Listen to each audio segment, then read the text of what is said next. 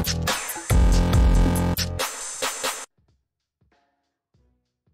Falcon fans, I'm Thomas Mott. Welcome to Atlanta Falcons Today. We're jumping the latest Falcons news and rumors here on a Tuesday. Hopefully you guys had a safe and happy 4th of July yesterday. Me being in Atlanta, if you guys are too, you heard all the fireworks going off. It was late when we finally fell asleep last night, but happy people were celebrating. Hopefully you guys were safe. Enough of that aside, though. Let's move on from 4th of July and get into the Atlanta Falcons' latest news and rumors, starting with an ESPN roster ranking that just came out over the weekend. And they're behind an ESPN Plus paywall, and so I want to give you guys the details on that. They have Atlanta as the second worst roster in the National Football League. Second worst, like 31st. And it's pretty crazy the teams that are ahead of them, in my opinion, because we know the Atlanta Falcons roster is not that great. Like, I mean, let's just be real. It's not that great. It's not a top 5 roster. It's not a top 15 roster. You know, top 20 roster, maybe. But they have Atlanta as the 32nd ranked. I mean, the 31st worst roster in the NFL. And it just was a little bit surprising to go ahead and see that. And so I wanted to break it down for you guys here to start today's video. First, let's just look at the top 5, okay? Just because we know what the example is, you know, how high you want to actually be. Bills are the #1 roster according to ESPN. Bucks are 2. They go Chargers at 3, Rams at 4, and Packers 5. So the 5 on your list are the top 5 in the NFL. I mean, maybe you swap Bucks and Chargers, that's fine with me, but overall, I'd agree. Like, those are easily the top 5 best rosters right now in the National Football League. I think Philadelphia maybe bumped them up a little bit there, but overall, I'm fine with their top 5, just to show you that they're legit in terms of who they have at the top. Now, you go to the bottom, and again, it's interesting, right? Jacksonville comes in at 28, Seattle at 29, Chicago at 30, and there's Atlanta sitting there at 31, with the Houston Texans sitting there at 32. That's tough. I mean, it's just, I don't know how true it is. I know their roster's not that great, but is it really worse than Chicago and the Seahawks? Seahawks roster, I mean, Drew Lock's playing quarterback. I guess you got to pick Drew Lock versus Marcus Mariota. Who do you prefer overall? Jacksonville? I mean, their roster, is it that great? I don't know, but ESPN has them, Atlanta there at 31. Now, they went ahead and wrote on this whole article a list of their biggest strengths and biggest weaknesses for each football team after they ranked them. Here was what ESPN said was their biggest weakness, which I also found very fascinating. Throw it up on your screen. Quote, Falcons' defensive line is in a better spot than it was a season ago. However, it still has the potential to be Grady Jarrett and a bunch of other guys if second-round draft pick Arnold Ebiketie doesn't hit the ground running. Even Jarrett wasn't quite as effective last season as he has been throughout much of his career. Jarrett's 67.6 PFF grade in 2021 was his first sub-80 grade since 2016 when it was 62.7. So they not only say the Atlanta Falcons are going to be bad this year, they're worried that the defensive line is going to be not as good as we were hoping it would be this season. I'll give you my thoughts on this overall roster ranking here in just one second. First, do the Falcons have a bottom 3 roster? Like, is this a bottom 3 roster? There'll be an ad break pin comment down below right now. If you think it is a bottom 3 roster, type Y down below for yes. Think it is not, go ahead and type N down below for no. Now, again, I don't think the Falcons have that bad of it, or I don't think the Falcons have that great of a roster, but this roster has potential, right? It's not that bad, is it? Bottom 3 to me means it's 2, 3, 4 wins. And this roster is better than 2, 3, or 4 wins. And maybe I'm a little bit biased because I live in Atlanta. Maybe I'm a little bit biased because we talk about the Falcons here every single day. But I just think that they have the pieces to just play a little better than people are expecting. Sure, the defensive line might not be that great, but last year was about as bad as it possibly could be, and they got better. Like, the guys they added in the offseason, Ebiketie, Malone, Lorenzo Carter, like, those guys are going to be an improvement over what it was this past season. You can knock Grady Jarrett for having his PFF grade drop a little bit, but when the guy's the only decent defensive player out there not named A.J. Terrell, you can only expect him to produce so much. Plus, speaking of A.J. Terrell, they get Casey. Those are 2 great cornerbacks. Oliver plays in the slot. Young safeties behind. Young linebackers in front. Like, I think this defense is going to be a lot better than people realize. Again, not top 10, but can it, maybe touch top 15? I think there's some good potential there. And so, while I agree that the Falcons do have a lot of holes, I agree that they do have a lot of question marks, and they're not the best roster in the NFL, it's not a bottom 3 roster, and I have to adamantly disagree with ESPN on that one.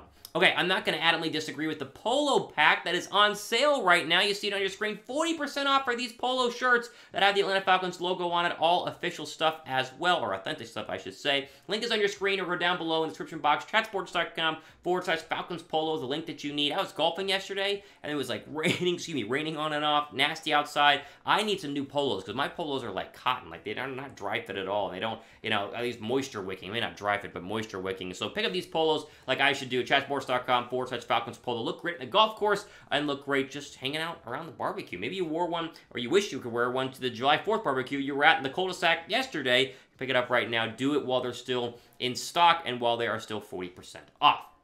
Okay, I want to go over to the Falcons wide receiver depth chart because, again, ESPN had a lot of weird articles over the past couple of days, and they put out one talking about the Falcons wide receiver depth chart and the expectations that it comes with in terms of who's going to start and who's going to be let go. Because as we've talked about on this channel, Arthur Smith has said to the media they're going to cut some of these wide receivers and replace them with offensive linemen. They want more O-line depth and less wide receiver depth, and the fact you have Cordell Patterson as a running back but really a wide receiver means that it's one less wide receiver roster spot when you look at the actual depth chart. So here was ESPN on the Falcons wide receiver depth chart. Throw it up on your screen. Quote, beyond London, Edwards, and Zaccheaus, no one else on the roster is a lock. We didn't see much of Tate in OTAs because of injury, but his experience and size makes him a smart play on the outside. Bird has good speed in the slot, but this is wide open and could easily see Geronimo Allison, Cardale Hodge, are one of the undrafted free agents win a job. Frank Darby, last year's 6th-round pick, is a big question here, end quote. I agree.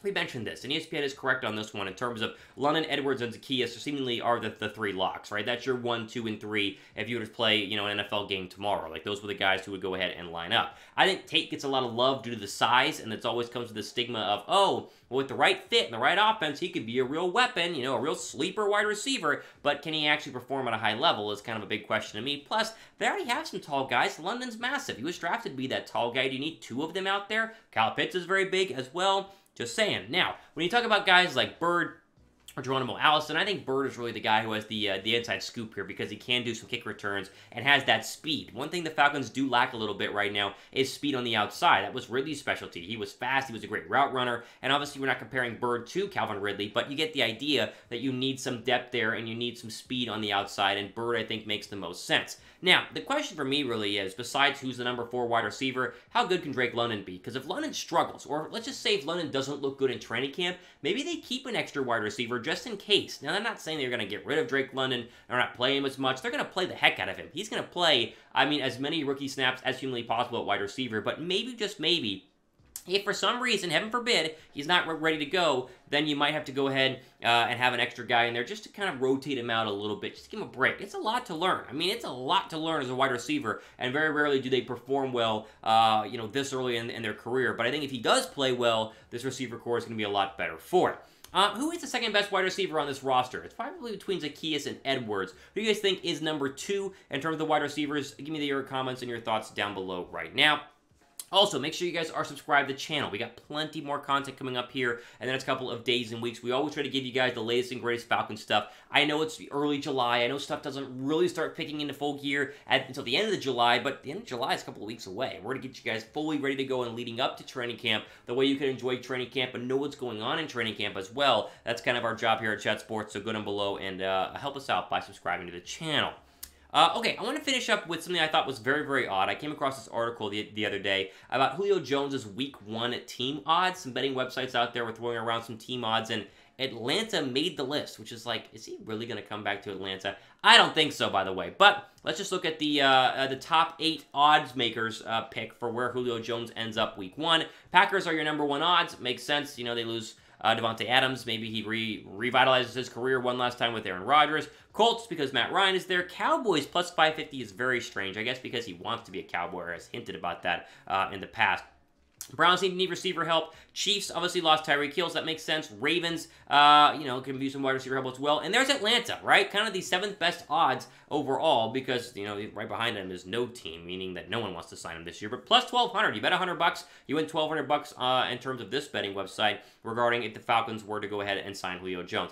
I don't see this happening. I would bet no team. I don't know if there's a team out there that's going to want to give Julio Jones any sort of money. If it is, it's going to be the veteran minimum. The guy very clearly has lost a step. When Atlanta traded him away, it was the smartest thing they've done since hiring Arthur Smith. Literally, he was absolutely washed, and I think that overall, getting rid of him was the right move, especially to get some draft compensation there. But I don't think he's going to play anywhere. I'd be very, very surprised. Maybe the Packers make some sense, but wouldn't you just sign him by now if you really wanted him? Get him into OTAs, get him working with Aaron Rodgers, but whatever, we'll see. Nothing against Julio Jones, appreciate what he did, but it feels like he didn't want to be in Atlanta, so why would you even include him on the list? I don't understand why he's on this list, but he was, hence why we brought it up to you guys here today.